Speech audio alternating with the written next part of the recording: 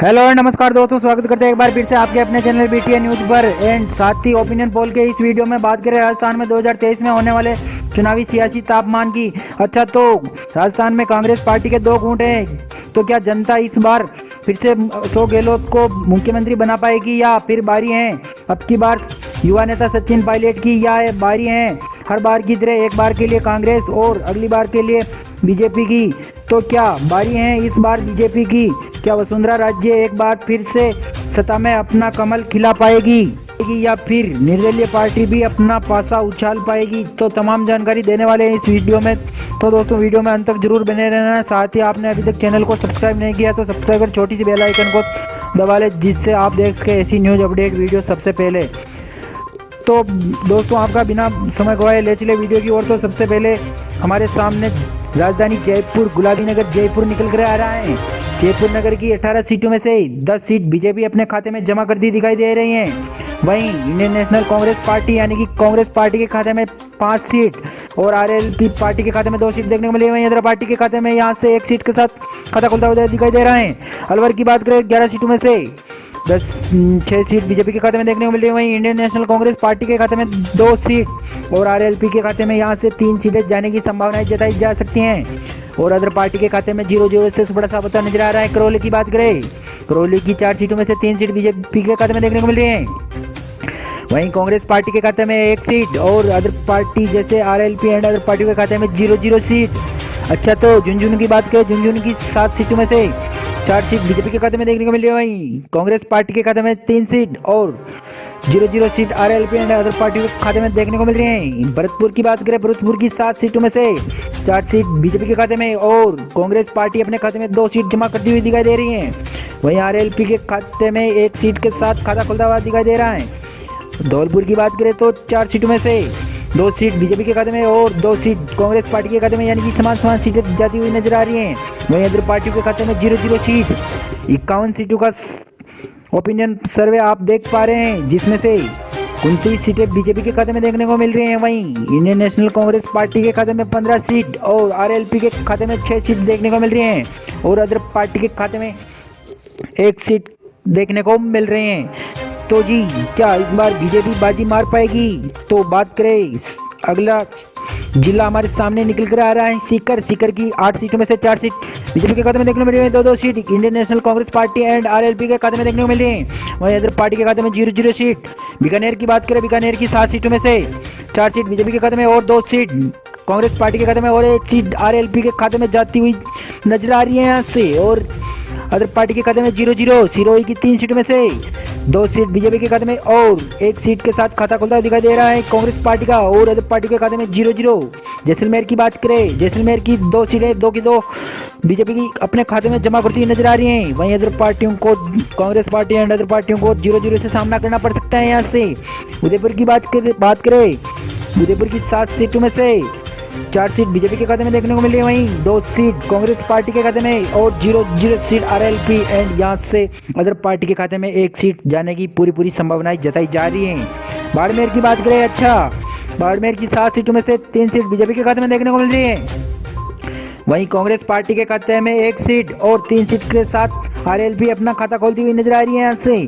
अच्छा, तो 85 सीटों का सर्वे आप स्क्रीन पर देख पा रहे हैं, जिसमें से 48 सीटें बीजेपी के खाते में देखने को मिल रही हैं। वहीं दूसरी ओर कांग्रेस पार्टी के खाते में 23 सीट और 12 सीटों पर आधिपत्य जमाती हुई नजर आ रही है आरएलपी पार्टी और अदर पार्टी के खाते में अब तक 2 सीटें देखने को मिल रही हैं। तो क्या दोस्तों, हर अगले 5 साल के लिए पार्टी का बदलाव होता है, तो क्या इस बार बीजेपी आ पाएगी सत्ता में या फिर मुख्यमंत्री एक बार फिर से बना पाएंगे अपनी सरकार, या फिर कांग्रेस पार्टी से सचिन पायलट लड़ेंगे चुनाव? तो देखना चुनावी टाइम पर होगा कि किस पार्टी को कितनी सीट मिलेगी। तो अगली बात करें गंगानगर की 6 सीटों में से 2 सीट बीजेपी के खाते में देखने को मिली। वहीं इंडियन नेशनल कांग्रेस पार्टी के खाते में 1 सीट और 3 सीट के साथ आरएलपी अपना खाता खोलती हुई नजर आ रही है और अदर पार्टी के खाते में 0-0। जालोर की बात करें, 5 सीटों में से 2 सीट बीजेपी कांग्रेस पार्टी के खाते में देखने को मिली। वहीं बीजेपी के खाते में यहाँ से 3 सीटें और अदर पार्टी के खाते में 0-0। अच्छा, वस्त्र नगरी भीलवाड़ा की बात करें, 7 सीटों में से 6 सीट बीजेपी अपने खाते में जमा करती हुई नजर आ रही है। वहीं कांग्रेस पार्टी के खाते में यहां से 1 सीट जाने की संभावनाएं जताई जा रही हैं और अदर पार्टी के खाते में 0-0 सीट। अच्छा, नागौर की बात करें, नागौर की 10 सीटों में से 4 सीट बीजेपी अपने खाते में जमा करती हुई नजर आ रही हैं। वहीं इंडियन नेशनल कांग्रेस पार्टी के खाते में 2 सीट और 4 सीट आरएलपी के खाते में यहां से जाने की संभावनाएं पूरी जता रही हैं और 0-0 सीट अदर पार्टियों के खाते में देखने को मिल रहे हैं। हमारे सामने निकल कर आ रहा पाली की 6 सीटों में से 3 सीट बीजेपी के खाते में देखने को मिल रही हैं। वहीं 2 सीट कांग्रेस पार्टी के खाते में और 1 सीट के साथ आरएलपी अपना खाता खोलती हुई नजर आ रही है। अदर पार्टियों के खाते में 0-0 सीट। चूरू की बात करें, चूरू की 6 सीटों में से 3 सीट बीजेपी अपने खाते में जमा करती हुई नजर आ रही है। वहीं कांग्रेस पार्टी 2 सीटों के साथ अपना खाता खोल रही है और 1 सीट के साथ आरएलपी और अदर पार्टी के खाते में 0-0। अच्छा, तो 125 सीटों का सर्वे आप स्क्रीन पर देख पा रहे हैं, जिसमें से 69 सीटें बीजेपी के खाते में देखने को मिल रही है। वहीं दूसरी ओर इंडियन नेशनल कांग्रेस पार्टी के खाते में 33 सीट और आरएलपी के खाते में 21 सीटें देखने को मिल रही हैं। वहीं दूसरी ओर अदर पार्टियों के खाते में अब तक 2 सीटें देखने को मिल रही हैं। तो बात करें, अगला क्षेत्र हमारे सामने निकल कर आ रहा है हनुमानगढ़ की 5 सीटों में से 3 सीट बीजेपी के खाते में और 2 सीट कांग्रेस पार्टी के खाते में और अदर पार्टियों के खाते में 0-0 सीट जाने की संभावना ज़्यादा जा रहे हैं। दोस्तों, जोधपुर की बात कर लेते हैं। जोधपुर की 12 सीटों में से 7 सीट बीजेपी के खाते में देखने को मिल रही है। वहीं 3 seat Indian national Congress party के खाते में और 1 seat RLP and other party के खाते में जाने की संभावनाएं जताई जा रही हैं।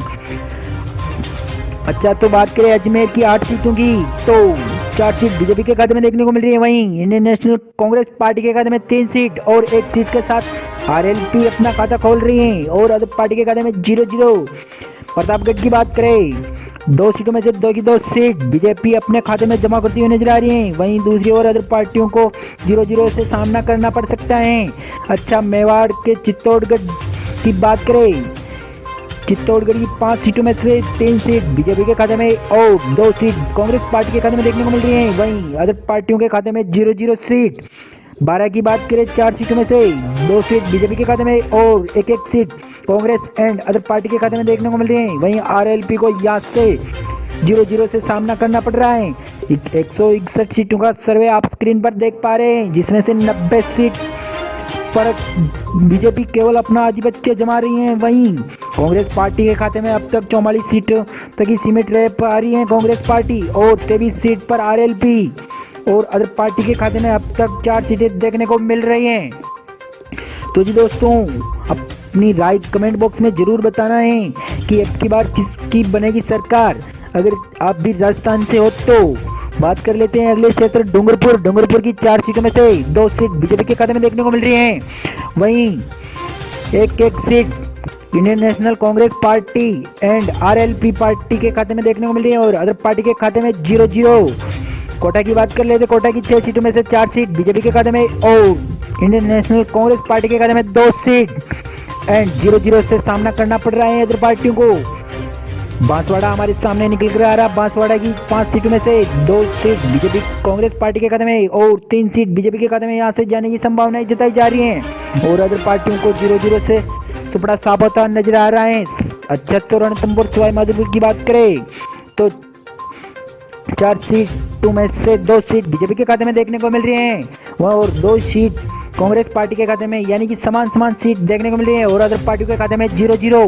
बूंदी की बात करें, बूंदी की 3 सीटों में से 1 सीट बीजेपी के खाते में और 2 सीट कांग्रेस पार्टी के खाते में देखने को मिल रही है। अदर पार्टी के खाते में 0-0 सीट जाने की संभावनाएं हैं। और टोंक की बात करें, अच्छा तो टोंक की 4 सीटों में से 1 सीट कांग्रेस पार्टी के खाते में और 3 सीट बीजेपी के खाते में देखने को मिल रही है। वहीं अदर पार्टियों का 0-0 से खाता भी 0-0 देखने को मिल रही है। और अच्छा, 187 सीटों का सर्वे स्क्रीन पर आप देख पा रहे हैं, जिसमें से 105 सीटें बीजेपी के खाते में देखने को मिली है। वहीं 54 seat Indian national Congress party के खाते में और आरएलपी के खाते में अब तक 24 सीटें देखने को मिली और अदर पार्टी भी अपने 4 सीटों के साथ खाता खोलती हुई नजर आ रही हैं।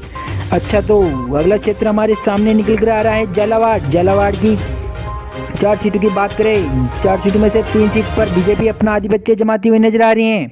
वहीं दूसरी ओर 1 सीट पर इंडियन नेशनल कांग्रेस पार्टी और अदर पार्टी के खाते में 0-0।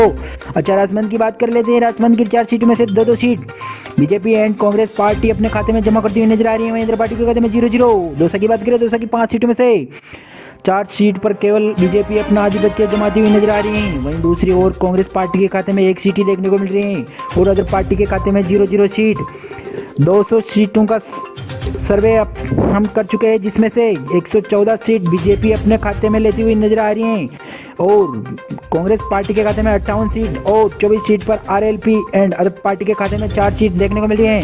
तो जी दोस्तों, क्या बीजेपी अपना आधिपत्य फिर से जमा पाएगी या फिर कांग्रेस इसको भारी टक्कर दे जाएगी? तो मिलते हैं अगले वीडियो में दोस्तों, तब तक के लिए धन्यवाद दोस्तों।